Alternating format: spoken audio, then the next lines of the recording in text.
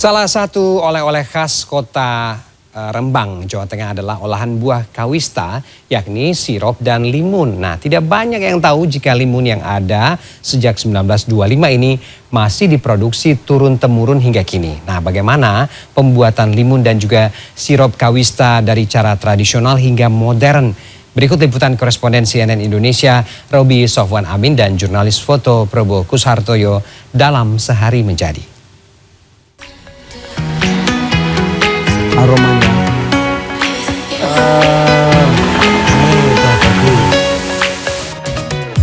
apa yang terlintas dalam pikiran kita saat menyebut kota Rembang, Jawa Tengah selain sosok pahlawan perempuan Raden Ajeng Kartini? Ya, untuk oleh-oleh kita akan tertuju pada produk sirup dan limun kawis atau kawista. Irawan dan rekan-rekannya yang berasal dari Tuban, Jawa Timur misalnya selalu mampir ke kota Rembang mencari limun serta sirup kawista. Aroma dan rasa kawista tentunya membuat mereka selalu kangen dan merasa wajib singgah menikmati olahan buah itu. Mau ke Jawa Tengah pasti beli dulu. apa yang paling Ya kawista, terus ada camilan lain. gitu. Ya, yang terutama ya kawistanya, Kawistanya itu ya. yang limunnya itu. Untuk mendapatkan limun dan sirup kawista ini, kita bisa mendatangi salah satu pusat penjualan oleh-oleh yang berada di Jalan Raya Rembang, tepatnya di sebelah barat alun-alun kota Rembang. ini yang di apa jadi khasnya Rembang ini ya. Ini sirup, kami ada produk kawis, sirup dan limun. Oh gitu ya, sirupnya ini. Soft drink. Iya, ini kalau saya mau lihat proses produksinya sekalian ikut membantu. Boleh. Mau mencoba? Iya. Silakan. Iya. Penasaran? Saya langsung menuju lokasi pusat oleh-oleh yang sekaligus sebagai tempat produksi limun dan sirup kawista. Setelah mendapat izin untuk melihat proses produksinya, saya bersama Pujiono Haryono, generasi ketiga atau cucu pendiri tempat produksi olahan limun dan sirup kawis, langsung menuju tempat produksi sirup serta limun kawista.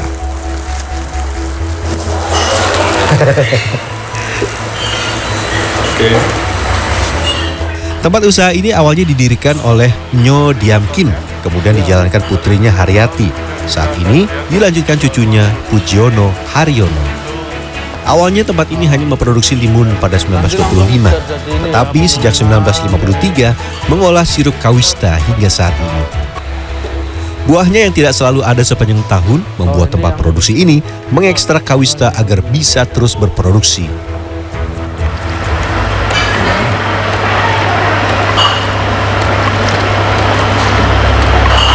Nah, ini kawis, buah kawis yang sudah diekstrak ini sudah dikemas seperti ini.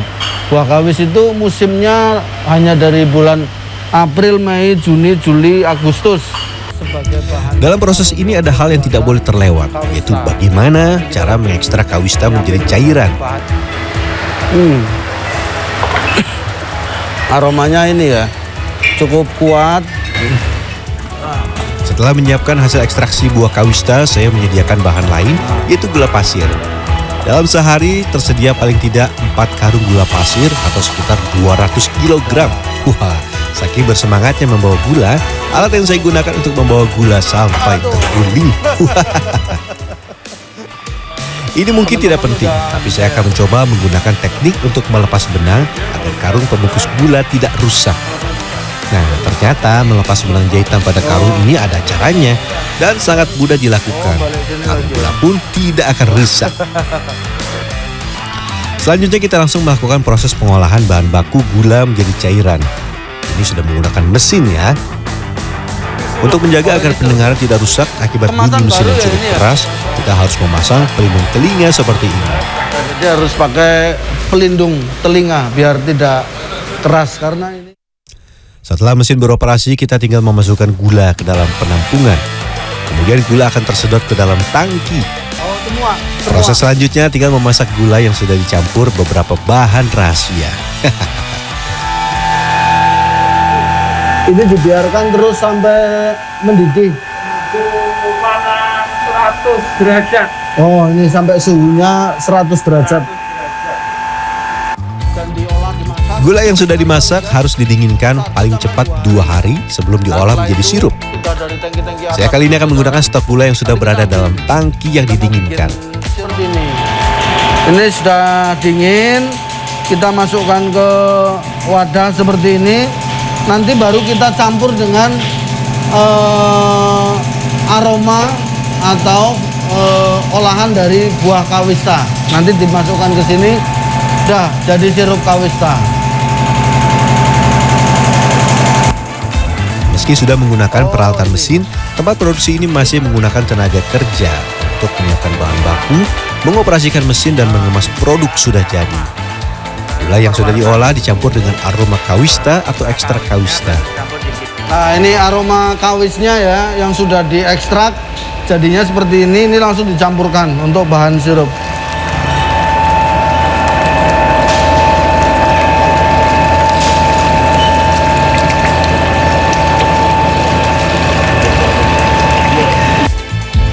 Karena tidak sesuai dengan prosedur, proses pencampuran yang saya lakukan dinyatakan gagal atau tidak sempurna. Wah, butuh waktu untuk mengaduk hingga olahan gula dan ekstrak kawista ini benar-benar tercampur. Seharusnya proses pencampuran ini dilakukan perlahan. Waduh, maafkan saya ya. Ya, ini setelah 15 menit kita matikan ya. Kita matikan. Ini sudah blendernya sudah nggak nyala.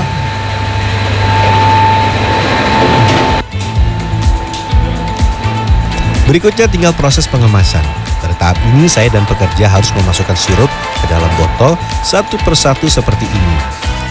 Awalnya kemasan sirup kawista menggunakan beling kaca. Tetapi seiring dengan berjalannya waktu, saat ini kemasan sudah menggunakan botol plastik. Itu udah penuh ya.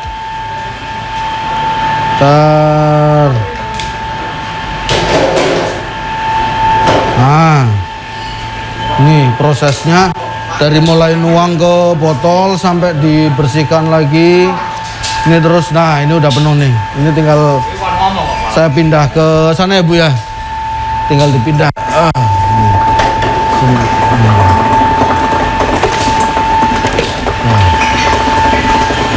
Ini udah jadi. Sirup tinggal ditampung di gudang, dikemas dalam kardus dan siap dijual. Baik di toko sendiri maupun diedarkan ke toko oleh-oleh di luar kota. Harga satu botol sirup kawista di pasar mencapai Rp36.000. Oh iya, masih ada loh konsumen yang menginginkan kemasan botol kaca. Ya, ini salah satu kemasan untuk sirup kawis itu menggunakan botol. Nah, ini proses menyiapkan botolnya. Menyiapkan botol dari apa namanya? Untuk dibersihkan. Nah, saya selanjutnya akan melihat proses pembuatan limun. Hampir sama seperti pembuatan sirup. Bedanya, produksinya lebih rumit karena harus memasukkan unsur soda melalui proses karbonasi. Kalau tadi kita udah bikin sirup, sekarang kita bikin limun kawis. Bahannya hampir sama, cuma caranya mungkin komposisinya nanti agak beda ya. Prosesnya tidak terlihat ya, namun nantinya akan tampak limun yang dihasilkan mengandung soda. Saat proses pengemasan dilakukan, botol yang digunakan tidak kuat dan meledak. Kaget saya. Oh, ini tutup. Ini Terus dibuka, ya. masuk filter sini. Nanti Ya. keluarnya dari sini. Oh, Setelah melalui proses yang cukup panjang, akhirnya limun kawista selesai dikemas. nah ini setelah melalui proses ini udah langsung jadi nih. Udah langsung dikemas jadinya seperti ini. Dia sudah sangat seger dan dingin.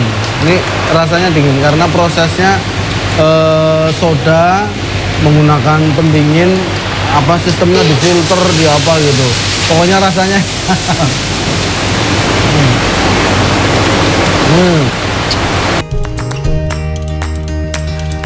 Lanjut kita ke gudang untuk melakukan pengemasan menggunakan kardus. Harga satu limun kawista dibanderol Rp12.000.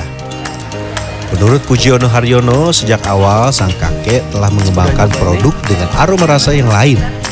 Namun hanya limun serta sirup kawista yang bisa bertahan dan menjadi salah satu oleh-oleh khas Kota Rembang. Yang menjadi istimewa adalah ternyata buah kawis itu banyak terdapat di Rembang gitu. Dan yang menjadi keistimewaannya adalah ciri khas dari aromanya yang khas. Kemudian kalau rasanya gitu, kira-kira kalau dimakan begitu aja ada rasa sedikit asam gitu. Nah, penasaran ingin mengetahui pohon buah kawista? Saya ajak Anda untuk melihat pohon dan buah kawista yang cukup banyak ditemui di pesisir pantai utara Pulau Jawa, terutama di Kabupaten Rembang. Nah, kalau kita tadi sudah mencoba membuat sirup maupun lemon kawistra, ini saya ajak Anda untuk melihat langsung pohonnya. Nah, ini pohonnya, buahnya juga masih kelihatan banyak di atas ya. Ini kalau kita lihat buahnya bulat-bulat seperti ini buah kawista, dan aromanya seperti buah asam Jawa. Ini juga enak kalau sudah matang, diseduh mungkin ya, ditambah gula, rasanya akan sangat segar sekali. Roby Sofwan Amin, Probo Gus Hartoyo, Rembang, Jawa Tengah. Ratusan kucing berkompetisi menjadi yang tercantik. Redaksi akhir pekan segera kembali.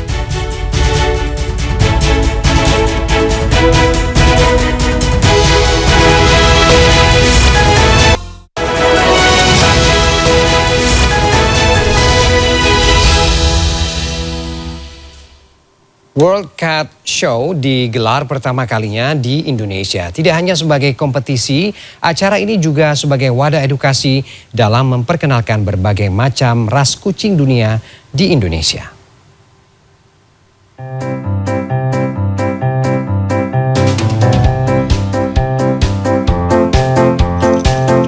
Sebanyak 3 negara bekerja sama untuk menggelar World Cat Show yang pertama kali di Indonesia. Di antaranya Indonesia, Vietnam, dan Malaysia. Dalam ajang ini sebanyak 300 ekor kucing Indonesia dan Vietnam berlomba untuk menyabet gelar yang diperlombakan. 300 kucing tersebut memiliki ras yang berbeda-beda, mulai dari British Shorthair yang terkenal dengan tubuhnya yang gemuk, Maine Coon dengan ciri khas tubuhnya yang besar, Bengal dengan motifnya yang unik, dan beberapa ras kucing lain yang turut meramaikan ajang ini. Setiap kucing memiliki penilaian yang berbeda sesuai dengan rasnya. Penilaian tersebut berkiblat pada World Cat Federation yang memiliki standar khusus. Maka tak heran, para pesertanya juga memahami dan mempersiapkan kucing kesayangannya sebaik mungkin. Kalau Persia ini yang penting itu dari bodinya itu nggak boleh yang gede banget gitu. Jadi dia harus semua serba pendek, kaki pendek, badan pendek, ekor pendek. Nah, kriteria penilaian dari Persia. Setelah itu dari kepala juga, ya jaraknya harus jauh, hidungnya harus, pokoknya semua harus profesional, tapi semua pendek. Untuk perawatannya sendiri memang dia makannya raw food atau daging mentah ya gitu. Dagingnya ya bisa daging merah ataupun ya memang daging putih. Terus juga kalau untuk perawatan lainnya sih mandinya dengan shampoo yang khusus. Presiden World Cat Federation sekaligus juri, analis Heckman, berharap acara ini mampu menumbuhkan rasa empati manusia terhadap makhluk hidup lain. Yes, I like it a bit more liked for the cats, but all the cats are very nice. Was good hair and also the color was okay. No? And I have judging Bengal cats, it was really good. Yeah. World Cat Show digelar selama 2 hari yang akan berakhir pada 10 Desember 2023. Beberapa kucing yang mendapatkan nominasi di hari pertama akan lanjut ke babak selanjutnya untuk kembali memperebutkan gelar juara. Naufal Zakwan, Fadli Julian, Jakarta.